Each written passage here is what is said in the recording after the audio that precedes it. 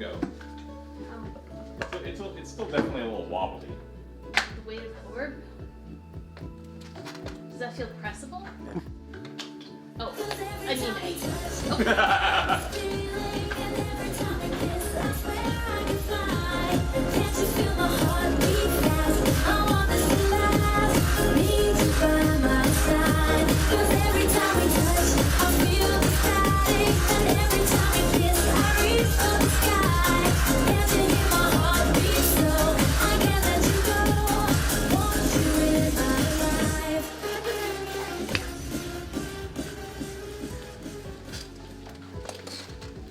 Still going for the red touch for aesthetics.